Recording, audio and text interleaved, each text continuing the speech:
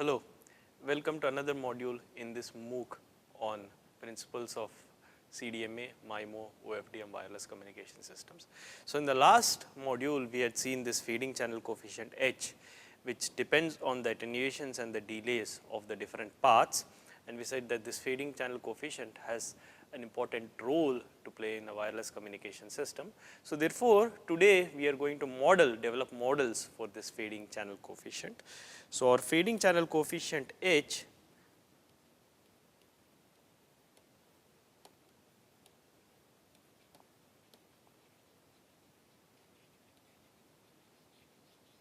we have our feeding channel coefficient H, which is given as summation I equal to 0 to L minus 1 A I e to the power of minus j 2 pi f c tau I, correct. So, this is depends on the attenuations A I and the delays tau I. I am now going to expand this as summation I equal to 0 to L minus 1 A I cosine 2 pi f c tau I minus j times summation I equal to 0 to L minus 1 A I sin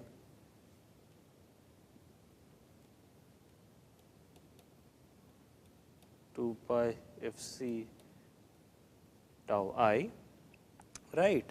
And therefore, now I can note this A I cosine 2 pi f c tau I by this I can denote by x, and minus A I sin 2 pi f c tau I can denote by y, and therefore, I can write my feeding channel coefficient as x plus j y.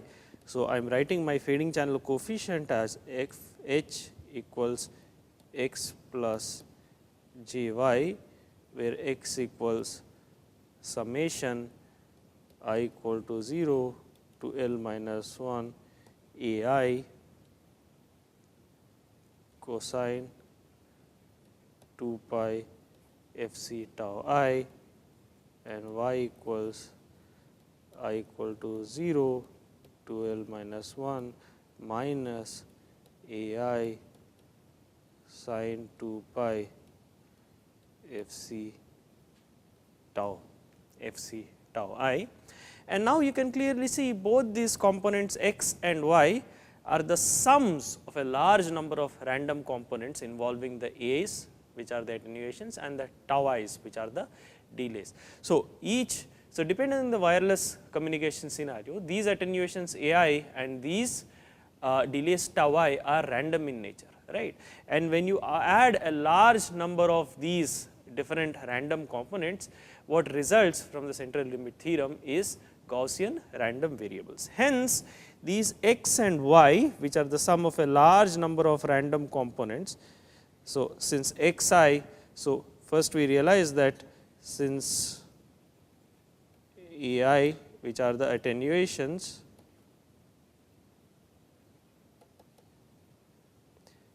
and tau I, which are the tau I, which are the delays, these are random in nature. Hence, this x I and y I, these hence in turn this x comma y are the sum of a large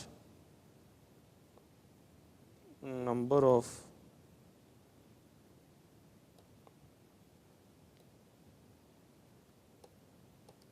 these are the sum of a large number of random components. Hence, by the central limit theorem, x and y can be assumed to be Gaussian distributed random variables. Hence, x comma y can be assumed to be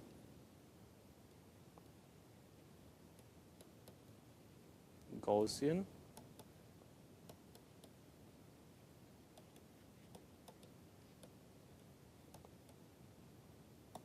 this has to be Gaussian in nature. So, we are assuming x and y to be Gaussian random variables. And just to briefly tell you about a Gaussian random variable, a Gaussian random variable has a PDF which looks as a bell shaped curve, which is a probability density function, that is a Gaussian random variable which is centered at mu, that is the mean mu of the Gaussian random variable. So, x is a Gaussian random variable which is denoted as n, that is with mean mu and variance sigma square, that is the spread of this Gaussian random variable, that is the width of this bell curve is related to its variance sigma square. The mean is mu and the PDF of this Gaussian random variable, this is given as f of x equals 1 over square root of 2 pi under root 2 pi sigma square e raised to minus x minus mu whole square divided by 2 sigma square. This is the PDF of this Gaussian random variable. Further, we are going to assume that these x and y are independent Gaussian random variables with mean 0 and normalized to variance half each.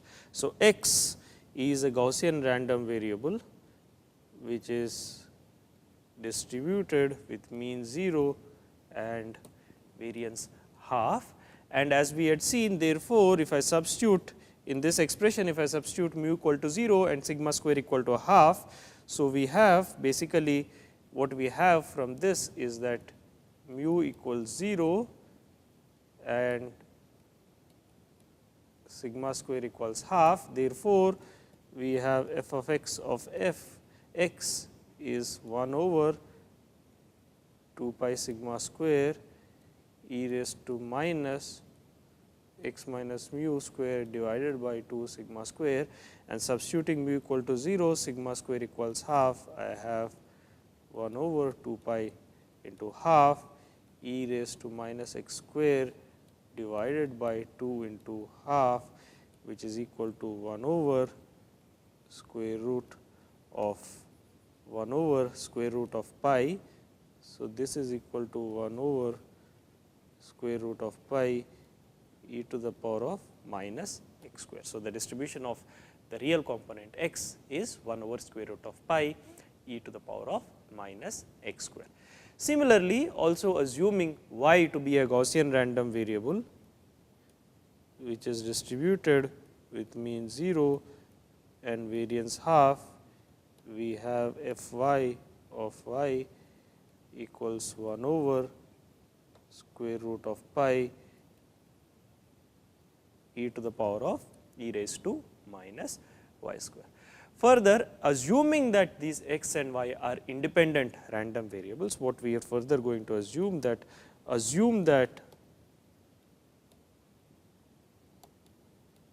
assuming x comma y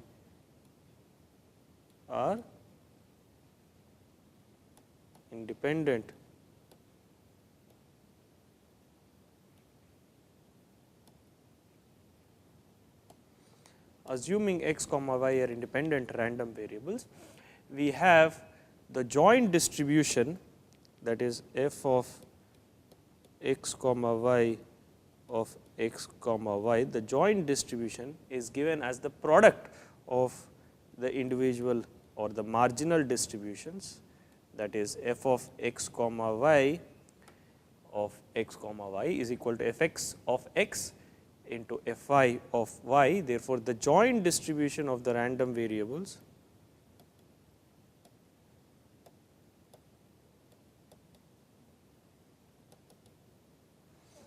is equal to the product. This is equal to the product of the marginal densities,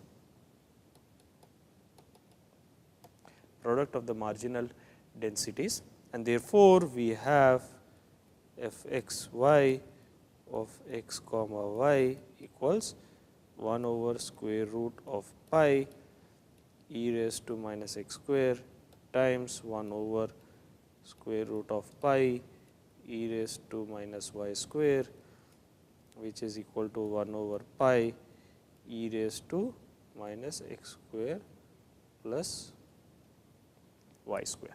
So, this is the joint distribution, that is 1 over pi e raised to minus x square plus y square is the joint distribution of the x and y. So, what we have done is we have characterized the distribution, the probability density function of the fading channel coefficient in terms of the real and imaginary parts of the fading channel coefficient. So, we have characterized its distribution. This is one way to characterize the distribution of the fading channel coefficient.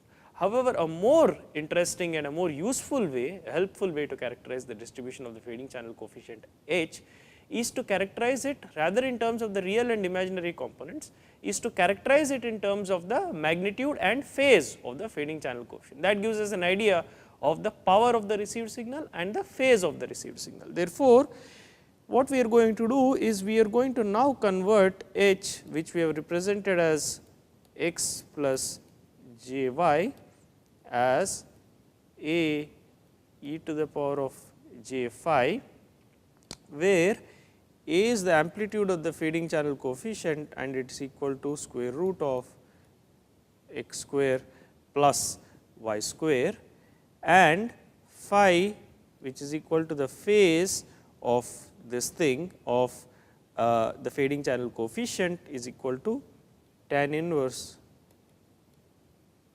y by x.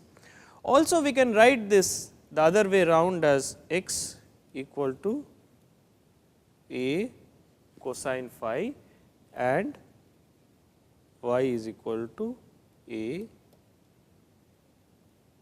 sin phi. We can write it as x equal to a cosine phi, y is equal to a sin phi.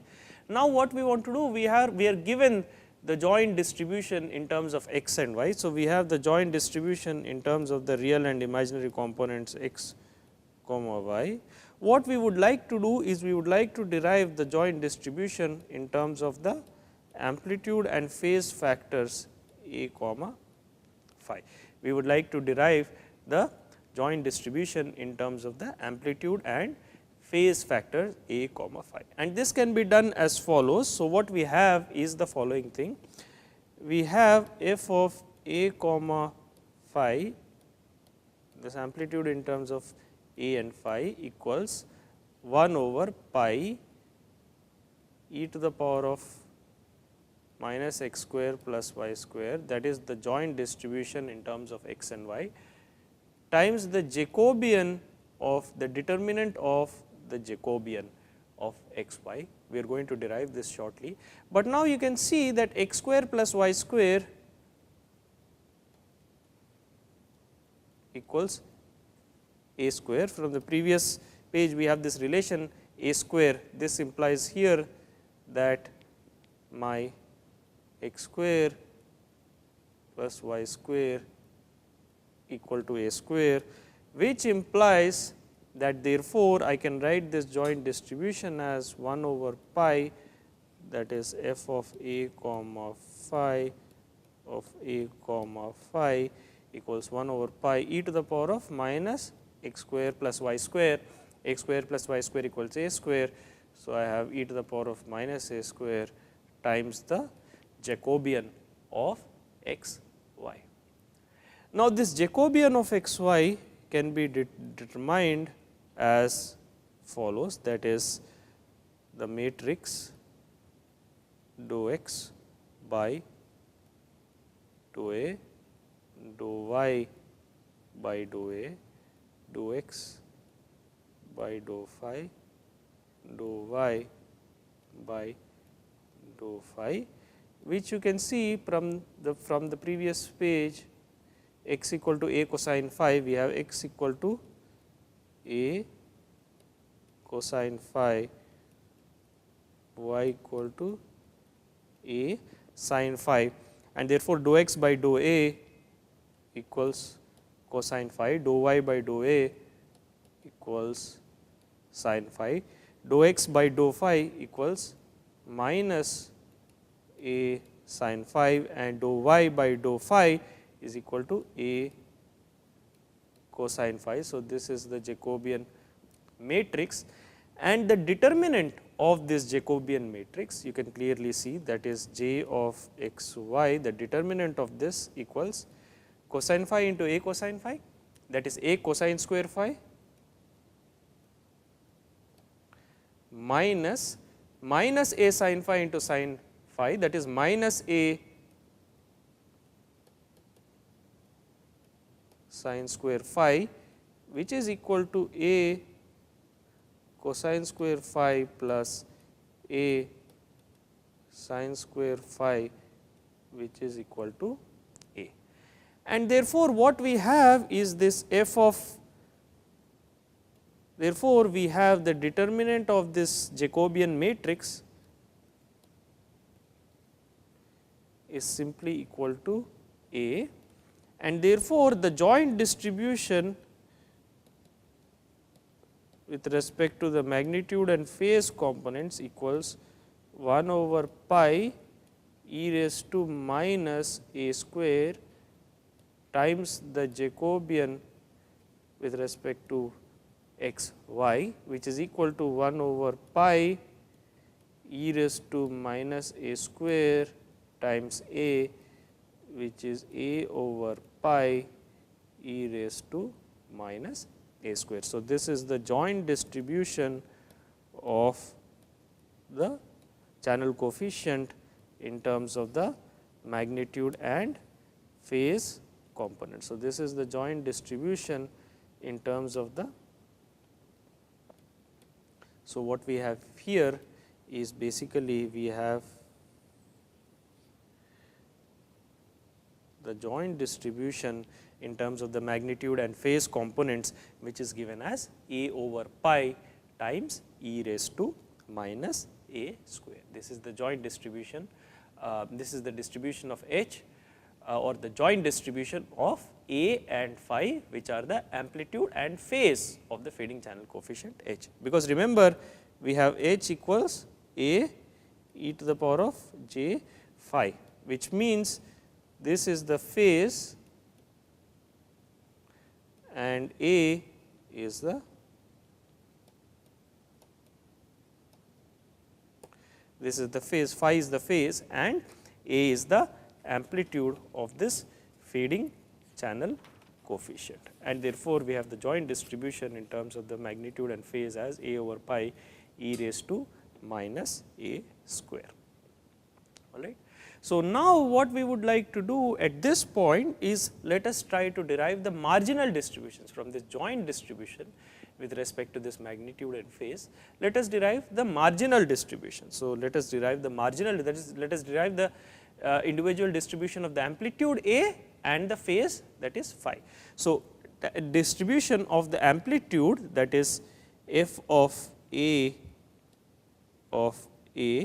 is, I have to take the joint distribution f of a comma phi of a comma phi and integrate it with respect to the phase, integrate it with respect to the phase, that is integrate with respect to the phase between, and the phase, the limit of the phase is between minus, the phase can lie between minus pi and pi. So, I integrate it from the limit minus pi to pi.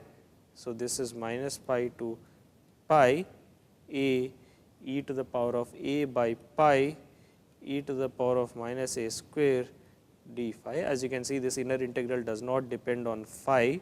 So, I have a by pi e to the power of minus a square minus pi to pi of d phi, which is basically a by pi e to the power of minus a square into 2 pi equals 2a e to the power of minus a square. So, this is the distribution of the magnitude, that is 2a e to the power of minus a square, and this is known as a Rayleigh fading, this is known as the Rayleigh distribution. This is the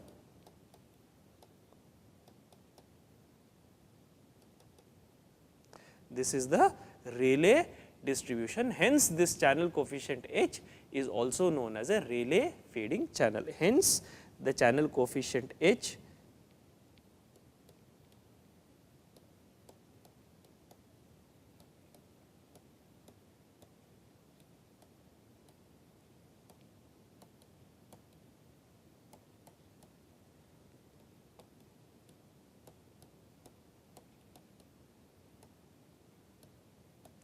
is also termed as a Rayleigh fading or Rayleigh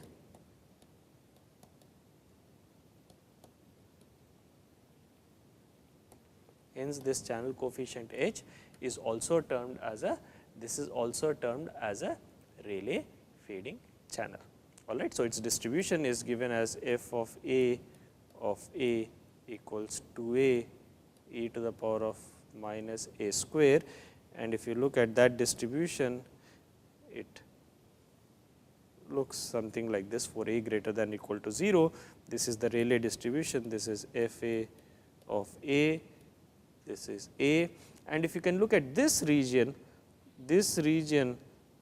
which is close to 0, which corresponds to A approximately equal to 0, that is where the channel coefficient, the gain of the channel coefficient is very small, it is close to 0, this is termed as the deep fade.